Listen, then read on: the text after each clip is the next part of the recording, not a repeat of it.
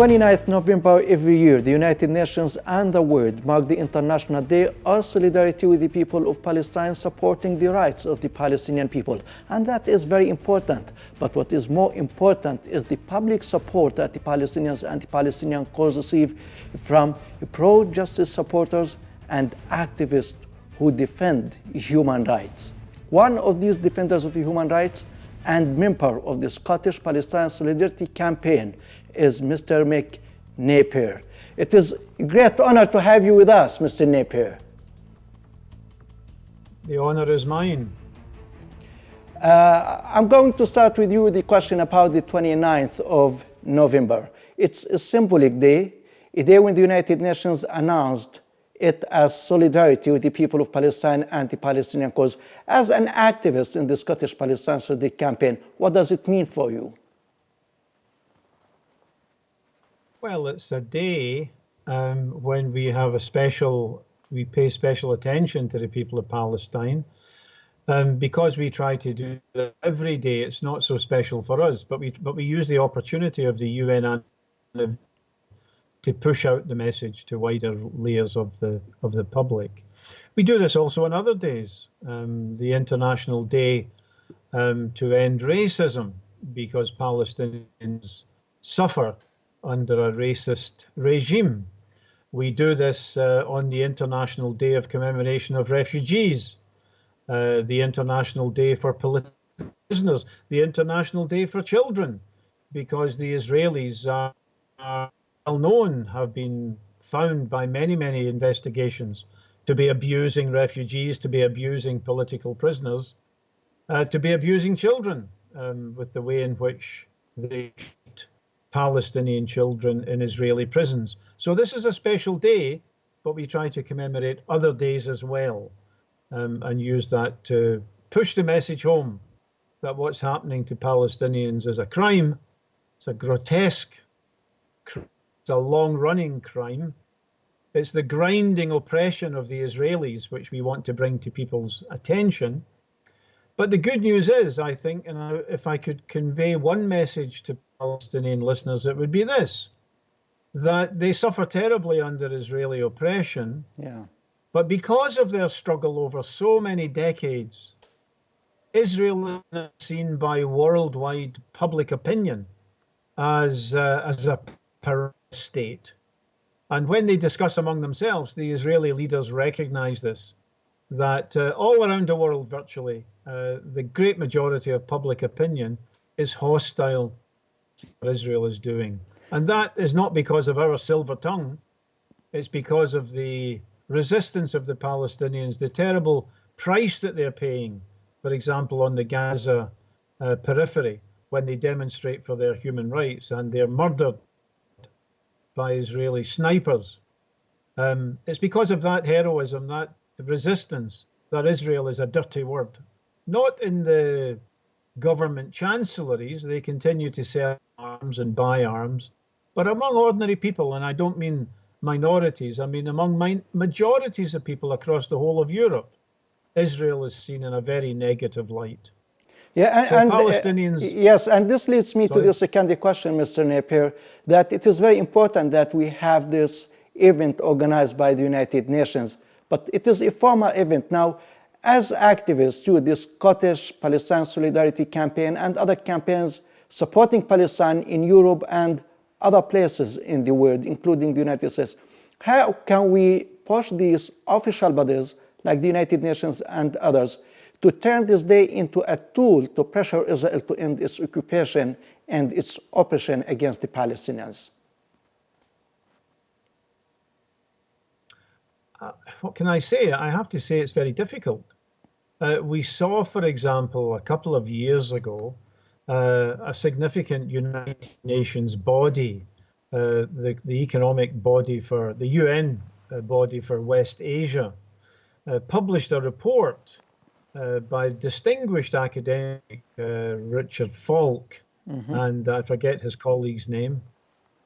And this UN report, which looked at what Israel was doing and concluded that Palestinians live under an apartheid regime, not just in the West Bank, under military regime, but an apartheid regime across the whole of Palestine, 48, and the West Bank and Gaza. And that conclusion was not challenged by the United Nations. Couldn't be, because the data was unchallengeable, but it was suppressed following pressure from Trump and the Israelis, but mainly from Trump. But the Secretary General suppressed the report, buried it, and that's an indication of how the United Nations is very susceptible to US and other pressure. In the General Assembly, we can have very good resolutions, but Israel doesn't care. Because the only thing that Israel respects is force, and until the United Nations is prepared to impose sanctions on Israel, then Israel will continue to rely exclusively on the air bridge of money and aid and arms which come from Washington to the Israeli regime. So I think we might get fine words from time to time from the United Nations. Occasionally, there's a particular atrocity which the United Nations will condemn, but it will never condemn it and then follow on with sanctions, which is the only thing that will change Israeli behavior. The game that they are condemned by the UN, by the EU, occasionally in the past by the US Congress, but it was all just words, and the games are allowed to continue. Yes, Mr. Napier, So you talked, you talked about the pressure by the United States and maybe other powers in the United Nations. At the same time, the solidarity movement with the Palestinians is also facing tremendous pressure and aggression by some pro-Zionist groups. And you yourself said that we won some fights and we lost other fights against these groups. So how can we keep the momentum of this international movement that is very important for the Palestinian struggle for national independence, freedom, and justice? That's a very good question, and I hope I can offer something here. I think if I was wearing a hat, I would take off my hat to the Boycott National Committee in Palestine. They've done a fantastic job in getting the call from Palestine to the whole world and beginning to see a crisis for the Israelis, really, in Britain and in other countries, because the BDS movement has grown, actually faster than it did with South Africa. Never fast enough, but it's been a bit of a crisis. Mm-hmm. And that's very important. But I think we need to go a step further now. So, for example, one of the pillars of the Israeli apartheid system is the JNF, Jewish National Fund. It mainly works inside 48, but it controls 94% of the land surface of Israel on behalf of the Israeli government, and it operates a very racist and very severe occupational apartheid. So the land that it controls, Palestinians can't buy or lease, live on, sometimes even sleep on overnight. It's a very racist institution, and it operates as a charity in 50 countries around the world: South Africa, Britain, America, Argentina, and so on, across Europe. I think what we're beginning to do now in the UK, we're very active in Stop the JNF campaign. We're beginning to work with Palestinian partners to tell the full horror story of the Nakba, of Israel dispossessing the Palestinians. So for example, in Palestine, there's a South Africa park, there's a British park, mm-hmm. there's a German park, and so on, run by the JNF. We're beginning to work with partners in Palestine whose property lies under those parks that they're not allowed to return to or to use.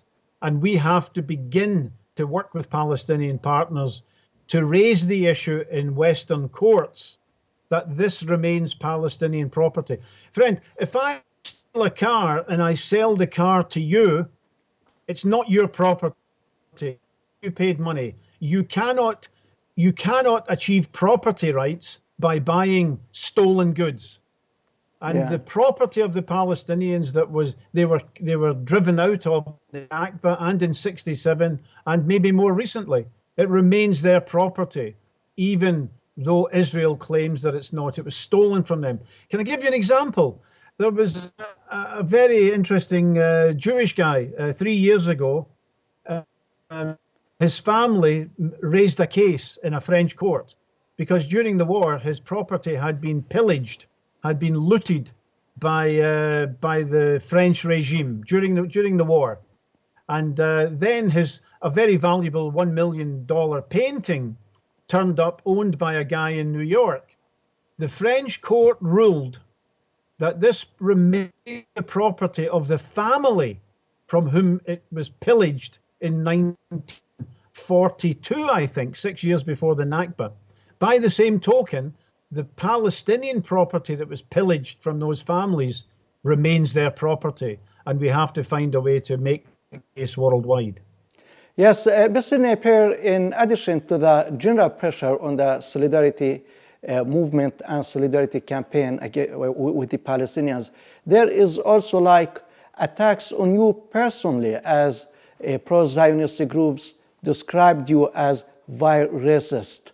And this, of course, is against every pro-Palestinians. Now, how can we deconstruct and dismantle this pro-might, anti-right attitudes and the trends in Europe and in the West in general? It's becoming crazy, isn't it? I mean, the Zionist claim is that Palestine was empty. There were no Palestinians there. And then European Jews came, and I mean, it's nonsense. It's a lie from beginning to end.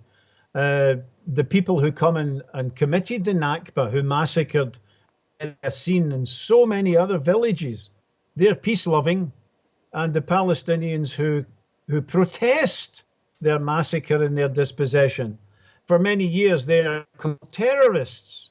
You know, but so was Nelson Mandela, a terrorist, and the British and the Americans. So this is unavoidable, and of course they call me the evil and so on and so on, only for standing up for Palestinian rights.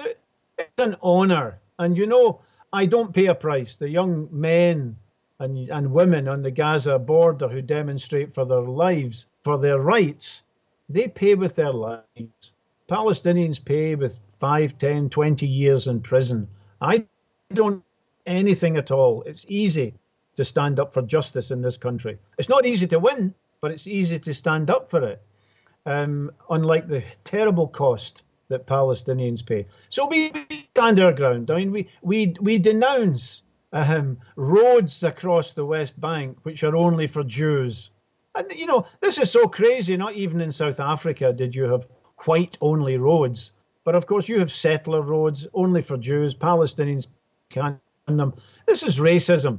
You have a legal code for Palestinians, which is military, with 99.7% conviction. And you have a relatively civil